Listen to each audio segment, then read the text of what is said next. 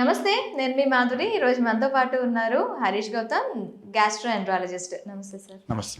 ప్రెగ్నెంట్గా ఉండే ఉమెన్స్లో ఎక్కువగా మనం గ్యాస్ట్రిక్ ప్రాబ్లమ్స్ అనేవి చూస్తూ ఉంటాం. అసలు ఈ ప్రెగ్నెన్సీ టైంలో గ్యాస్ట్రిక్ ట్రబుల్స్ రావటానికి కానీ లేదు ఆ తర్వాత అంటే మనకి ప్రెగ్నెన్సీ అనే కాదు, ఆఫ్టర్ ప్రెగ్నెన్సీ కూడా ఇది కంటిన్యూ అవుతూ ఉంటుంది. అసలు కారణం ఏంటి? దీని గ్యాస్ట్రిక్ ట్రబుల్స్ రాకుండా ప్రెగ్నెన్సీ టైంలో కానీ ఆఫ్టర్ ప్రెగ్నెన్సీ కానీ ఎలాంటి జాగ్రత్తలు తీసుకోవాలి? ప్రెగ్నెన్సీ అనేది ఇట్స్ కాంప్లెక్స్ ప్రాసెస్ అమ్మా. This a life with in life అంటాం బేసికల్లీ. సో ఆ లైఫ్ని సస్టైన్ చేయడానికి, ఒక లైఫ్లో ఉన్న లైఫ్ సస్టైన్ చేయడానికి బాడీలో చాలా చేంజెస్ అవుతుంటాయి అన్నమాట.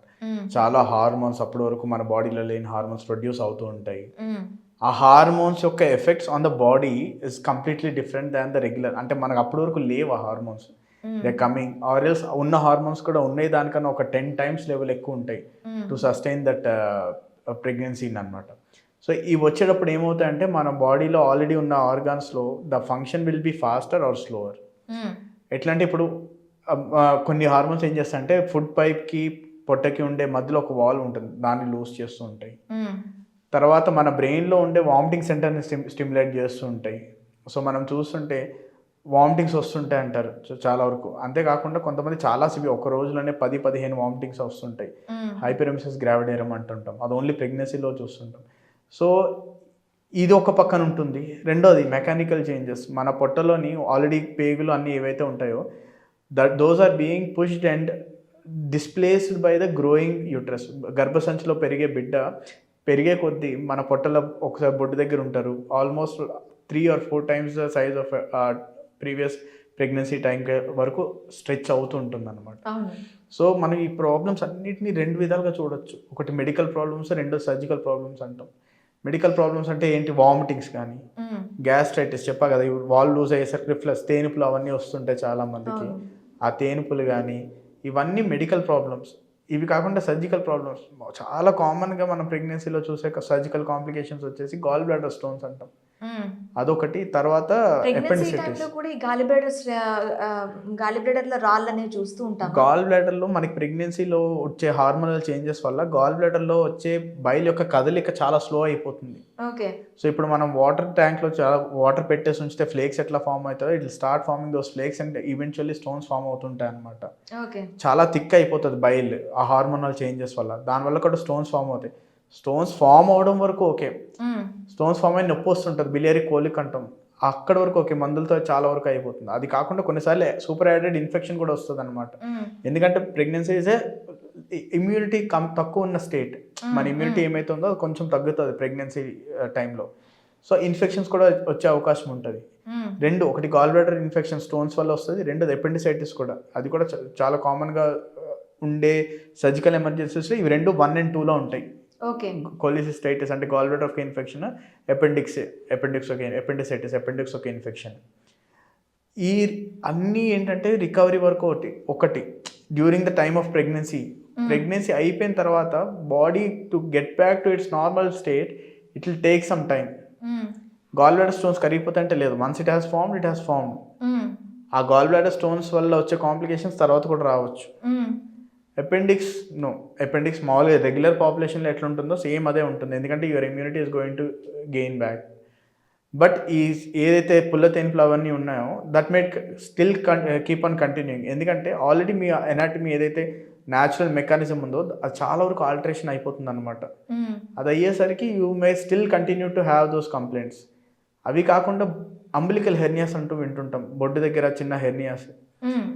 అవి కూడా రిపీటెడ్ స్ట్రెచింగ్, ఫస్ట్ టైం కాదు, సెకండ్ థర్డ్ ప్రెగ్నెన్సీకి రిపీటెడ్ స్ట్రెచింగ్ వల్ల ఆ హెర్నియాస్ కూడా ఏర్పడే అవకాశం ఉంది. ఎస్పెషల్లీ పోస్ట్ ఆపరేటివ్ అంటే పోస్ట్ ప్రెగ్నెన్సీ పీరియడ్లోనే చూస్తుంటాం ఫీమేల్లో.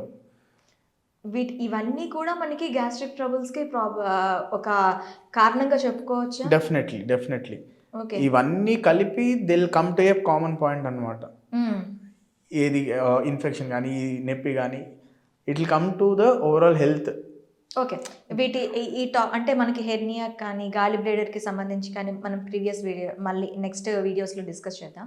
అసలు ఈ ప్రెగ్నెన్సీ ఉమెన్ ప్రెగ్నెంట్గా ఉండేటప్పుడు ఫుడ్ విషయంలో మనకి గ్యాస్ ఫామ్ అయ్యేది అని అంటే మనం తీసుకునే ఫుడ్ అని ఫస్ట్ అంటూ ఉంటారు. సో వీళ్ళకి కంప్లీట్గా హై కార్బోహైడ్రేట్ ఫుడ్ కానీ ఆ టైంలోని క్రావింగ్స్ ఇవి చాలా తినాలనే క్రావింగ్స్, చాలా కోరికలు ఇవి తినాలి అవి తినాలి, స్వీట్స్ ఎక్కువగా తినటం కానీ ఇలాంటి క్రావింగ్స్ ఎక్కువ ఉంటాయి. సో వీళ్ళు తీసుకునే ఫుడ్ ఎలా ఉండాలి అంటారు, అంటే ఏ టైప్ ఆఫ్ ఫుడ్ ఉండాలి అంటారు? హెల్దీ ఫుడ్ అండి basically. Fresh fruits, fresh vegetables, okay, and balanced with some amount of protein, be it paneer or chicken. Super added with some amount of fat, oil కానీ ఘీ కానీ అన్నీ కలిపి ఉండాలి, ఏది కూడా ఎక్కువ కాదు. అండ్ చాలామంది క్రేవింగ్స్ అంటుంటాం, ఇంకా ఎక్కువ ఆకలేస్తుంది ఎక్కువ ఆకలేస్తుంది, ఎందుకంటే మన బాడీకి కూడా ఆ ఎనర్జీ రిక్వైర్డ్. ఎందుకంటే ఒక్కరి కోసం తినట్లేదు, ఇద్దరి కోసం తినాలి actually. So you have to consider it in that way. Night ఎందుకు ఆకలేస్తుంది, వీళ్ళకి ఆకలేయట్లేదు అంటే వాళ్ళు తిన్నది తొందరగా అరిగిపోయి ఆ ఎనర్జీ యూటిలైజ్ అయిపోతుంది to keep that other life sustained అనమాట. So that's why you start having క్రేవింగ్స్కి మనకి తొందరగా ఏం రెస్పాండ్ అవుతుంది, గ్లూకోజ్ తీసుకున్నారనుకోండి అబ్జార్ప్షన్ ఫాస్ట్గా ఉంటుంది. ఆ ఫాస్ట్గా ఉండడం వల్ల ఆకలి అనేది మనకి తొందరగా తీరిపోయినట్టు అనిపిస్తుంది. That's why you crave to eat something sweet, sugar తొందరగా ఆకలి తీరుతుంది అనే ఫీలింగ్లో ఉంటుంటాం అనమాట. ఓకే. ఇప్పుడు ఫుడ్ విషయంలో అంటే వీళ్ళు చాలామంది విడతల వారీగా తినమని అంటూ ఉంటారు. ఈ స్ప్లిట్ మీల్స్కి ఎంత డ్యూరేషన్ ఉండాలి అంటారు? ఒక మనిషి, ఇప్పుడు మీరు చెప్పారు ఇద్దరు మనుషులకి అంటే మనం ఒక్కసారి తీసుకునే ఫుడ్ మన ఏదైతే ఆహార వాహిక ఉంటుందో అది సరిపోదు. సో దానికి మనం స్ప్లిట్ మీల్స్ అనేవి ఎంచుకుంటూ ఉంటాం. క్వాంటిటీ అండ్ క్వాలిటీ అలాగే టైమింగ్స్ ఎలాంటి దీంట్లో ఉండాలి అంటారు? ప్రతి మనిషి డిఫరెంట్ అండి, every person is unique. That uniqueness comes to your body and it's your metabolic rate also. కొంతమంది తింటూనే ఉంటారు, ఒక ఫుల్ బిర్యానీ ప్యాకెట్ తినేస్తారు, but they still be slim. కొంతమంది అసలు ఏం తినరు, నేను అసలు ఏం తినలేదు, నేను జస్ట్ ఒక ముద్ద తిన్నాను, but they will be still on a heavier side.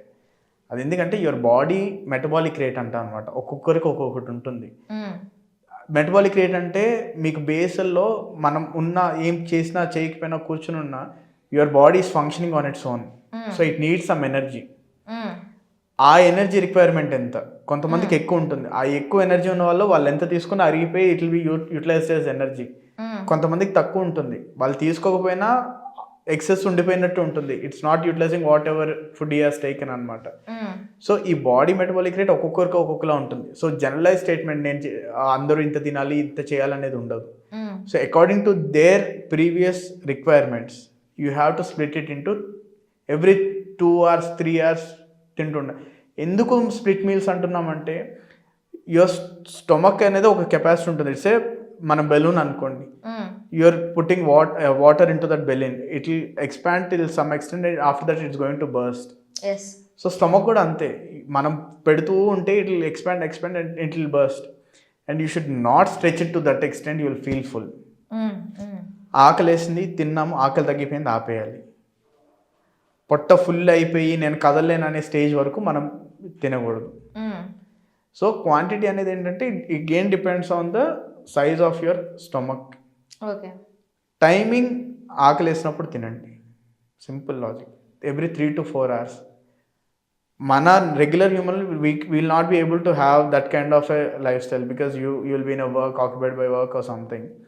ఆ టైంలో we have divided into 3 different meals, breakfast, dinner, lunch. Meals అనేవి ఎట్లా ఉండాలి అంటారు? అంటే అందులో ఇప్పుడు నార్మల్ రెగ్యులర్ పర్సన్స్కి ఇచ్చిన డైట్ కానీ ప్రెగ్నెన్సీ వాళ్ళకి ఇచ్చిన డైట్ కానీ చాలా తేడా ఉంటుంది.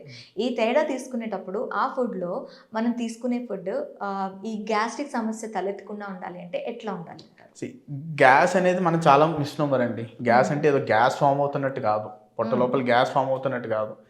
పొట్ట లోపల యాసిడ్ బ్యాలెన్స్ కొంచెం చేంజ్ అయ్యి మన పొట్టలో ఉన్న ఇన్నర్ లైనింగ్కి పొట్టలో ఉన్న మ్యూకోజల్ని డ్యామేజ్ చేసి దానివల్ల మంట బేసికల్లీ, అర్థమవుతుంది కానీ. అండ్ ఎంప్టింగ్, గ్యాస్ట్రోపారెసిస్ అంటాం. మన ప్రెగ్నెన్సీలో వచ్చే హార్మోన్ వల్ల గ్యాస్ట్రిక్ ఎంప్టింగ్ అనేది స్లో అవుతుంది.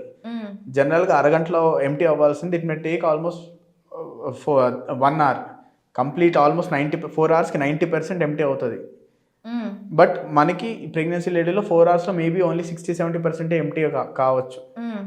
సో ఏవైతే ఇంకా స్లో చేస్తాయో heavy protein meals, heavy fatty meals, extremely cold, extremely hot items, coffee, tea, carbonated drinks, processed food, ఇవన్నీ ఇంకా స్లో అవుతాయి. ఎందుకంటే వాటిని డైజెషన్కి it will need more time.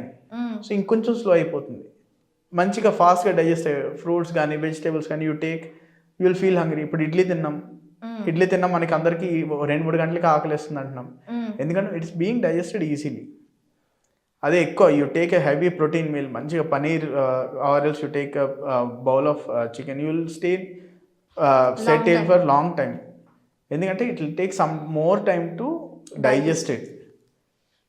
So మంచి ప్రోటీన్ ఫుడ్ అనేది తీసుకోవాలి అంటారు. మంచి బ్యాలెన్స్డ్ డైట్ తీసుకోవాలి. It should have a bit of protein, bit of fats and good amount of carbohydrates also. Okay, దీంట్లో లైఫ్ స్టైల్ మోడిఫికేషన్ ఆన్ ప్రెగ్నెన్సీలో ఎలాంటివి ఇంకా యాడ్ చేసుకోవాలి అంటారు? ఎక్సర్సైజెస్ కానీ ఇలాంటివి ఏం చేస్తే ఎలా ఉంటుంది అంటారు? మైండ్ఫుల్నెస్ అండి. Basically you should keep your mind at peace first of all. Okay, తర్వాత డైట్కి వచ్చేసరికి we already discuss about the balance diet. అన్నీ ఉండాలి, కొంచెం ఈజీగా డైజెస్ట్ అయ్యేవి ఎక్కువ ఉండాలి. Third thing, exercise, physical activity. Just a simple walk, even that is considered exercise when you're doing it above your daily doing work. Basal థ్రెషోల్డ్లో మనం ఏవైతే వర్క్స్ చేసుకుంటున్నామో దానిపైన చేసే ప్రతి ఒక్క నిమిషం ఎక్సర్సైజ్ కూడా it is considered as a good workout. అంటే రోజువారీ పనులు కాకుండా మనం ఏం చేసినా ఎక్సర్సైజ్ అవుతుంది. ఇప్పుడు మళ్ళీ చెప్తారు, నేను ఒక 1 hour ఎక్సర్సైజ్ చేశాను అంటారు. 1 hourలో ఏం చేశారంటే 1 kilometer నడుచుంటారు. Okay, that is not considered as exercise. మనం బ్రిస్క్ వాక్ అంటుంటాం.